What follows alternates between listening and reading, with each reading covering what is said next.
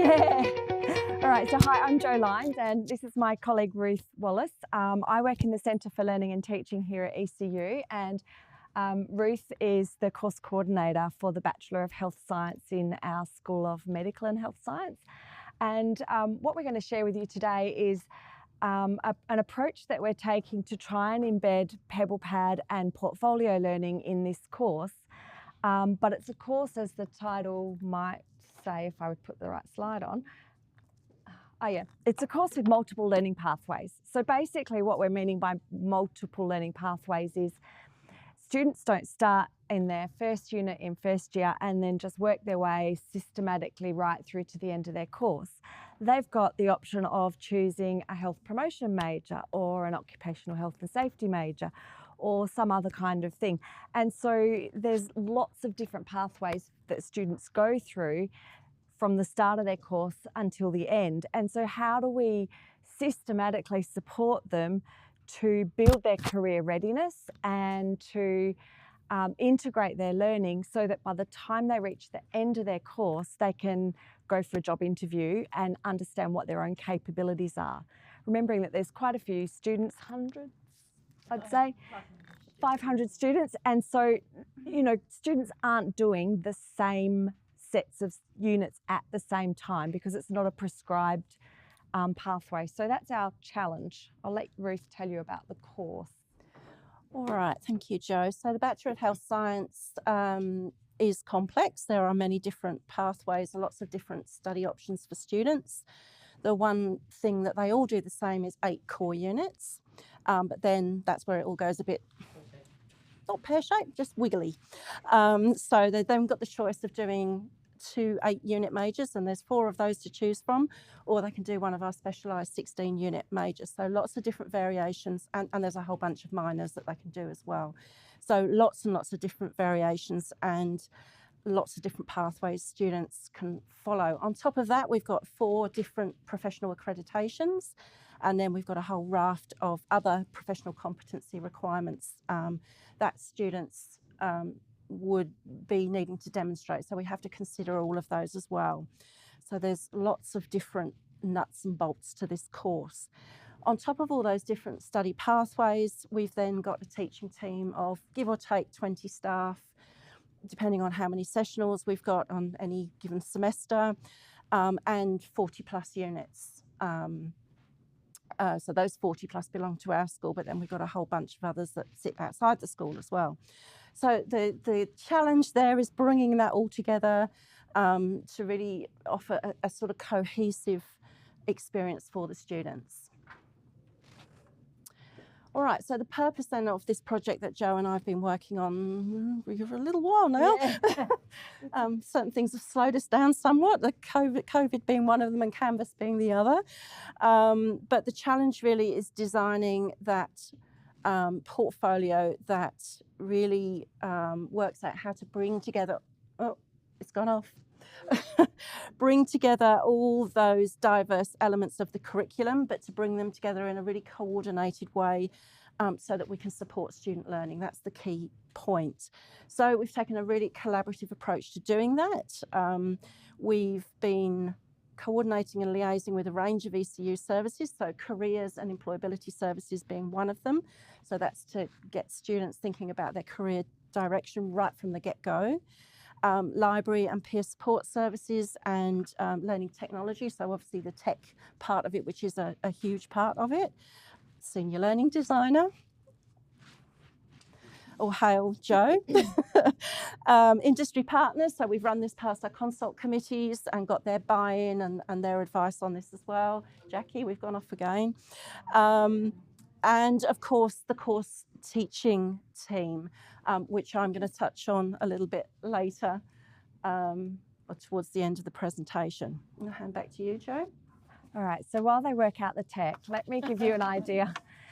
We're approaching this using the ECU framework, which you may have seen earlier this morning. So this is ECU's whole of university approach, and we've decided to use this to guide our decision making. So as you can imagine, one of the professional accreditations has something like 44 competencies with another 10 under each of those, and that's one, and we got 4 of those to deal with. So giving students a pathway or a portfolio to make sure they meet all those competency requirements is literally impossible, because not every student needs every competency. So we've chosen this as a framework to guide their learning. Now, the elements of this that are important, the green circle represents activities that ECU will support outside of a unit curriculum. And that's really important for us, because it's going to help us to know how and where we can refer students for a little bit of extra help, even though the activity might not occur inside the unit. And then the blue represents things that are already happening in our curriculum anyway, such as, you know, your career development and your will and that kind of thing. So the process that we're undertaking, we're looking at this as a portfolio process, and the student at the end of this will have the portfolio as a product. What we're going to give them is PebblePad, the tool. We think it's the best tool for a couple of reasons. One, because it's designed for students to collect, reflect and articulate. So that's its function, that's its purpose. It's well supported and well embedded in our ECU systems, and so there's a lot of resources and services around. So one of the impediments quite often to implementing your portfolio is academic staff, and I mean, we've got more than 20 of them going, I can't use that, it's impossible. All right, so now we can say, well, actually, yes, we've got some people and some processes in place to help you, and here's, you know, and we'll actually work with them on that. The other thing is that we've got peer support happening for our students, and that's super important. We've had a lot of problems in the past with academics going, I am not going to be the tech help person. So now we can say, that's okay, bring in the library. They've got student peers, senior students who are going to learn what your needs are, and then the students can go to them out of hours or out of class to actually get the help. So you can see how, like, having a coordinated institution approach is actually really going to help the success of the process.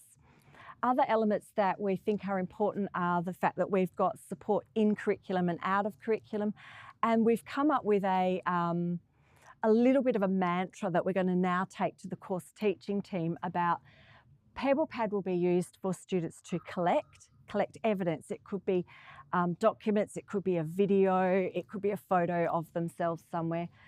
They'll learn how to select and reflect on the evidence and to articulate their capabilities themselves, and that's what the portfolio will help them to do.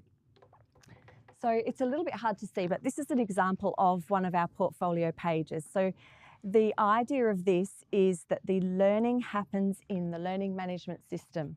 Okay, PebblePad is not going to be filled with video case studies and how-to services and resources. All of that is learning, and that is happening in the learning management system, because that's what it's designed for and that's its purpose.